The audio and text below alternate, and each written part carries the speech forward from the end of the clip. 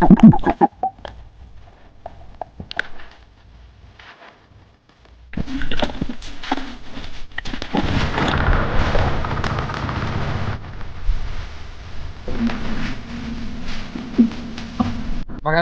umaga mga kasi, welcome back sa kanila episode natin. Ito na tayo ulit sa Ligit, Santa Teresita, Palawan. Kasama natin na yun ay Jack Habanero Spear Fishing at mini pa lang na spear fishing.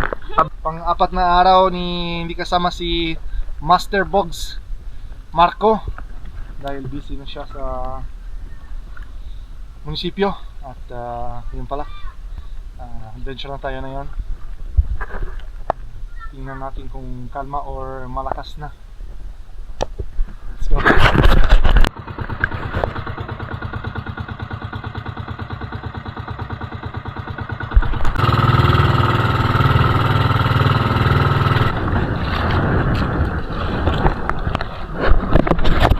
At dito na tayo sa spot. Tara, dive tayo. Welcome back sa panibago na episode natin mga kasi, at welcome back dito sa Santa Teresita, Palawan. Kasama natin ngayon ay si Master Jack Habanero Spear Fishing. Andito tayo ngayon sa laot ng Dumaran, Palawan. Yung spot na to mga kasi ay yung area dapat may kuweba ng GTs at ito na lang mga kasi. Hindi ko talaga na in-expect nag-meet agad isang GT. Siguro nasa 5 to 10 kilos. Sayang. Nag-warm up ako at biglan talaga. Kaya sayang. Pero ito na yung unang tinamaan sa araw na to. Isang good size ng bark chick grouper or oblong. Yung kuweba na yan mga kasi ay yung pwesto. Nadali sila yung mga lurop. Isang GT. Siguro yung kasama na yan. Pero sa lahat ng araw nito, hindi ko talaga nang pansin saan sila ng tago.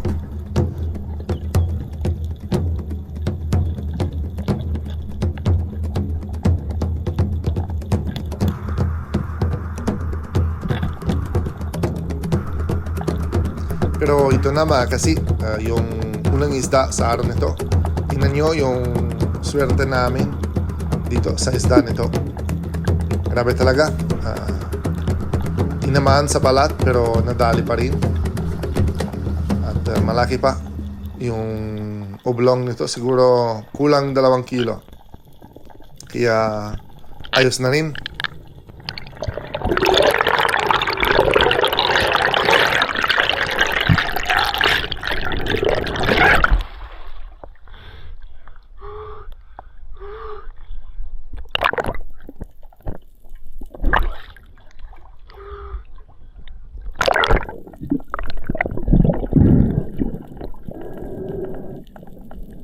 For what I know about the attitude na giant trevallis, andito sila nagpwesto or magpahinga.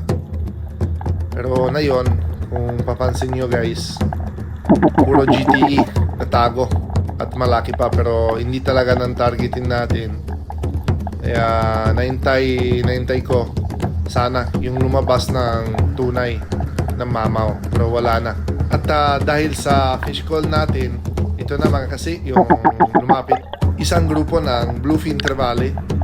Siguro nasa 5 to 10 pieces. At pinana natin yung pinakamalaki ng grupo. At ito na, sa pool ng bluefin trevally nito. At masaya pa rin mga kasi dahil ito talaga yung unang bluefin sa trip nito dito sa Dumaran, dahil yung nakaraan ng bluefin na dali natin ay sa Araceli, Palawan. Kaya ito naman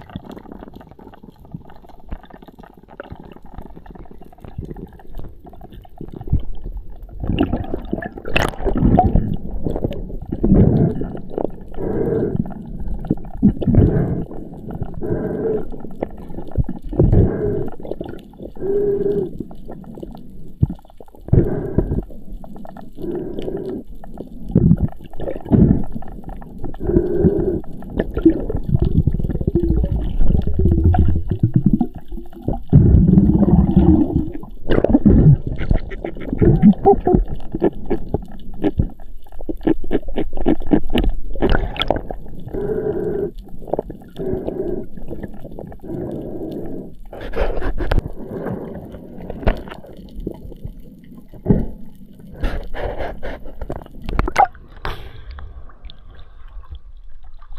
wakas, unang bluefin sa Dumaran, Palawan.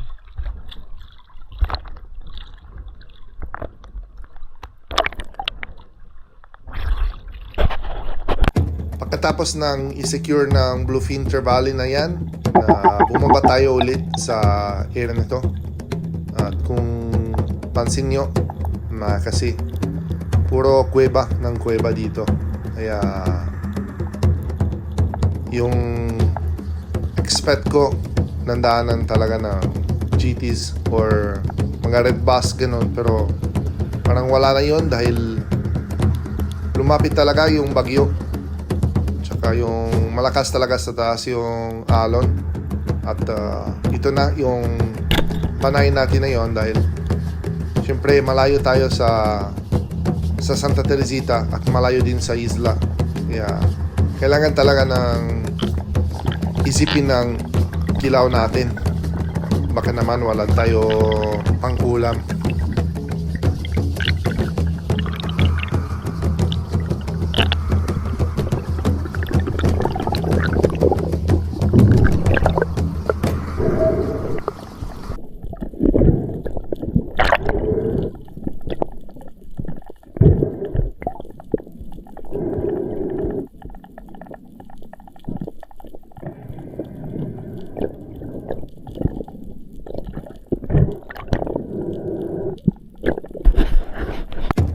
Ito na mga kasi, yung bagong gusto ko na fish call dito sa area nito, dahil parang mas lumapit yung mga trevally. Katulad na yon, yung grupo na Gold Spot Trevally or tawagin sila dito ay Kawayanan. Pero ingatan tayo mga kasi dahil sa fish call nito lumabas masyado yung hangin, kaya huwag tayo na gagawin sa malalim, baka delikado yan. Ito na mga kaspiro, ang nadali natin pa sa araw nito, isang good size ng Kawayanan. Medyo manipis ng isda na to, kaya wala talagang problema, parang paper. Madali talaga ng i-retrieve, kahit sa 1 kilo siguro ng isda nito. Pagkatapos yung retrieve ng isda nito, nang-realize ako ang layo ko sa bangka at hindi ko talaga nang pansin saan ni si Master Jack. Siguro na napuntahan siya sa bangka kasi ang layo siya, hindi ko talaga nang nakita yung buya niya. Buti naman, ang linaw pa sa ilalim tsaka walang agos, pero ito pa yung condition natin sa taas. Grabe, muntik na tayo mga kasi. Yun na guys, may tornado dyan, papunta na. Sayang na medyo mali ang puntahan, pero ito na, pinadali natin na yun, mga 2 oras natin. You know? Dalawa.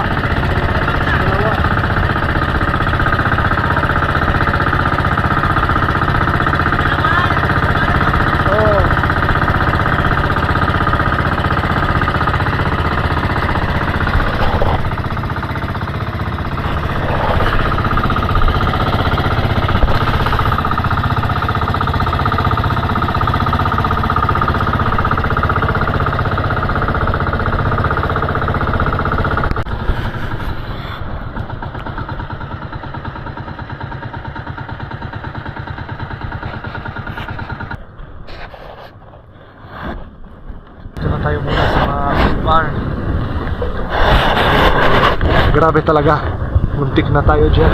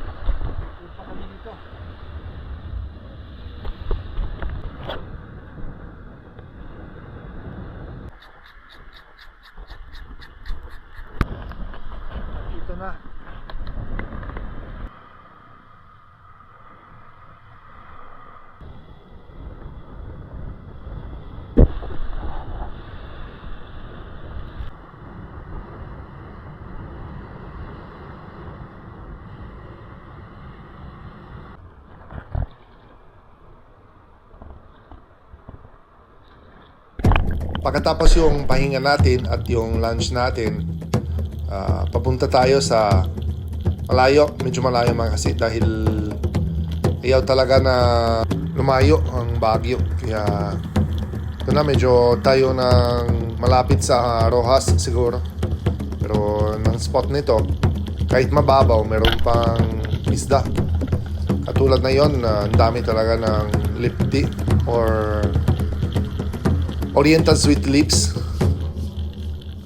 Napakaamo talaga ng isda nito dito sa area nito. Muntik na din ng nakawala dahil akala ko stone shot dahil malapit na sa ulo. Pero delikado ng area na yan dahil mabilis na punit.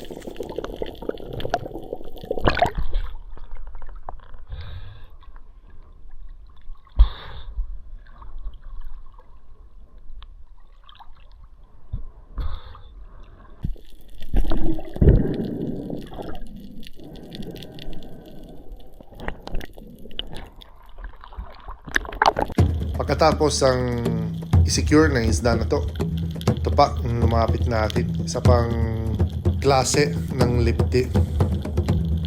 I-comment nyo po anong tawagin nyo na lip tea na yan. First time talaga nang ako nakikita.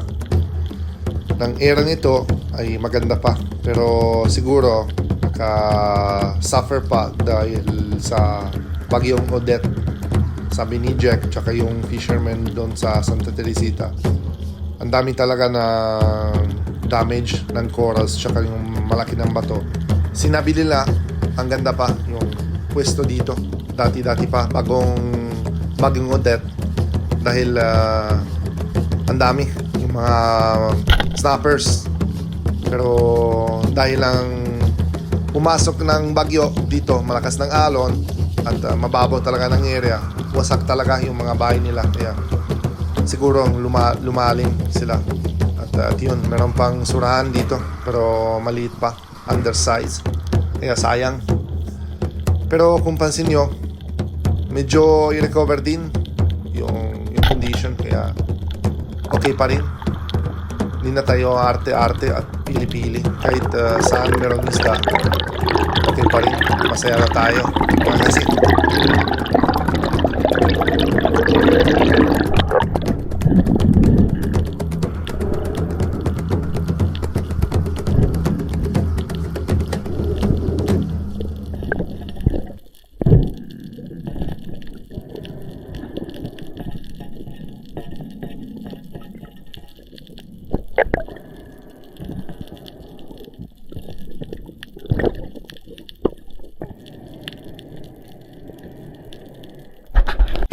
at bagong makyat sa bangka dahil meron na akong makita si Master Jack kyat sa bangka. Ito na yung lumapit natin. Mga 2 peraso malaki ng lip tea. Kaya panayin natin yung pinakamalaki. Ito na, stone shot pa rin. Yes.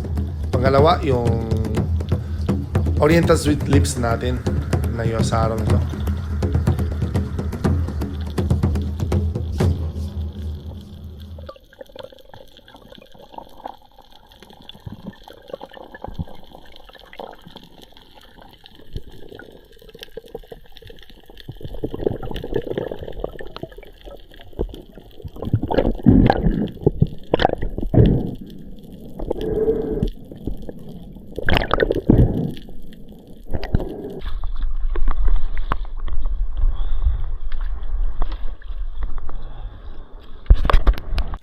Parang punta sa malayo ang bagyo na yon, kaya medyo nang balik natin sa pwesto natin no, sa harap ng Santa Teresita.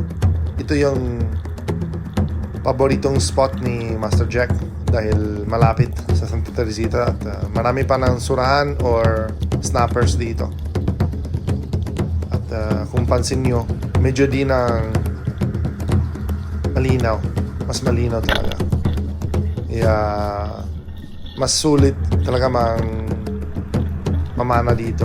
Parang safety muna tayo mga kasi.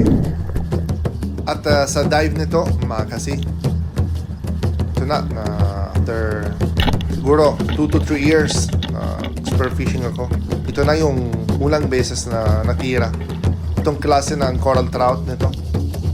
Ang ganda talaga ng tingnan, pero sabi nila ang dami pa sila dito sa ilalim. At katulad ng badron na yan, sayang. Kung pansin ko yan muna, hindi ko talaga natirahin ng coral trout nito. Pero masaya pa rin dahil unlock pa. Isang ano ba to? Siguro leopard coral trout. Ang ganda talaga ng tingnan at masarap pa sa sabaw mamayang gabi. Pagkatapos ng secure ng coral trout na yan, nakikita tayo ng ipwesto si Master Jack doon sa ilalim. At bumaba ako ulit sa medyo lalim dahil meron ako nakita pansin isang malaki ng suno sa hiwalay ng bahura. Kaya panahin natin ito mga kasi. Ganda din ang pagkatama natin sa malaki ng suno nito. Grabe mga kasi. Ang dami talaga na nila dito. Feeling ko may mamaw pa. Ito kasi siguro 1 kilo na igit. Pero 1 kilo kalahati. Meron ako nang nakikita sa ilalim na karan. Siguro nasa 3 to 4 kilos. Grabe talaga, ang dami. Dami ng mga suno dito sa Dumaran.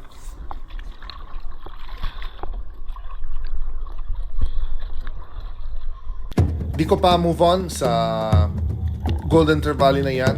Feeling ko naiwalay siya sa grupo, kaya nagtry ako ng drop shot dito sa naiwalay ng bahura at ayun na siya. Hindi na tayo mali sa pwesto niyan. Tirahin natin at ganda ng pagkatama natin.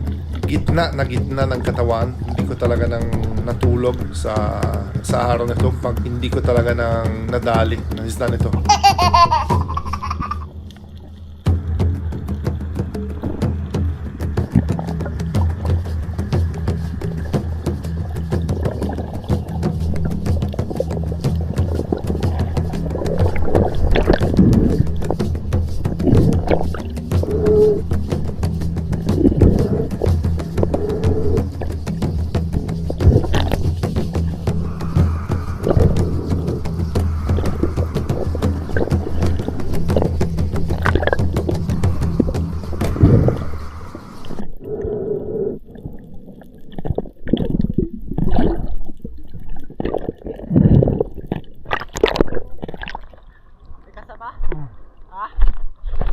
Ganito. Maliit lang.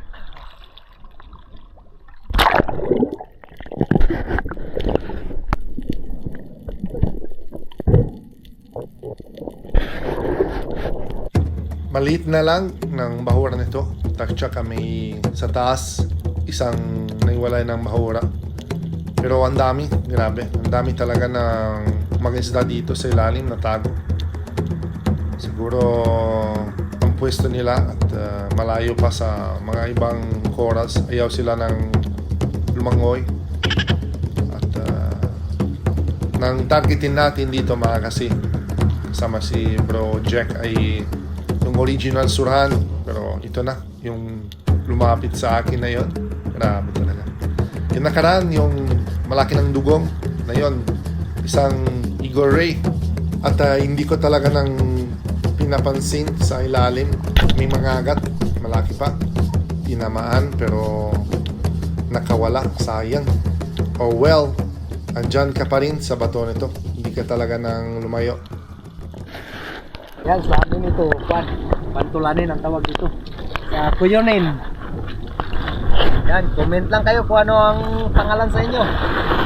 At maraming pong salamat kay Master Jack sa araw nito dahil syempre yung nangyari kanina umaga, kaya importante talaga pag may trusted body sa pamana sa spear fishing natin, kaya ingatan muna tayo mga kasi. At maraming pong salamat din sa inyong lahat sa walang sawa sumuporta. At shoutout pala kay Marcelo Bernaldez, Renato De Solok at De Solok family ng Babatgon, Leyte, Tarzan in Palawan, Erwin Love Malayan from Nai Cavite. Palana Family from Camarines Sur, Romeo Baril, Arbok TV, Eddie Moradas at anak niya sa Barangay Nipa, Palanas, Masbate.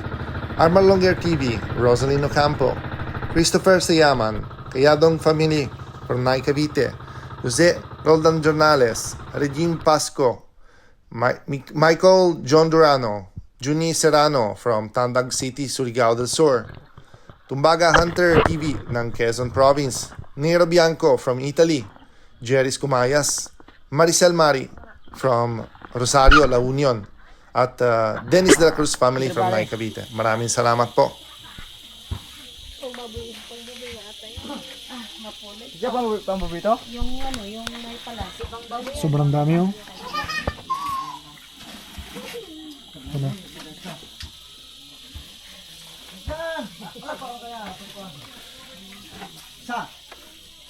Si Batman.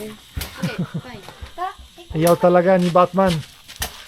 Mag-ako pa dun. Night dive na. Dami sablay na yon. Sayo na, sayo.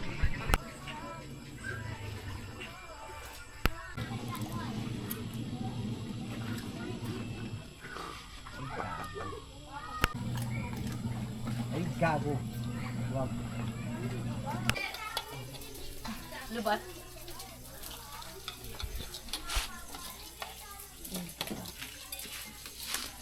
Working na. Okay na. Kaya na tayo. Magasi.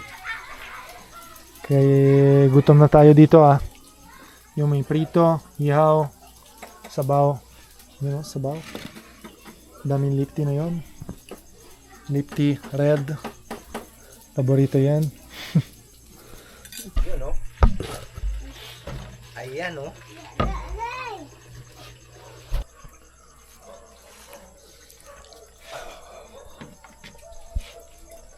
Ayun mga kasi, yung kinita namin na yung araw. May 1-2 pa rin. Ayos. Ayos. Subukan natin bukas na naman sa spot ng Mamsa. Sana na may nakita pa rin na yun. Bukas na. Ciao.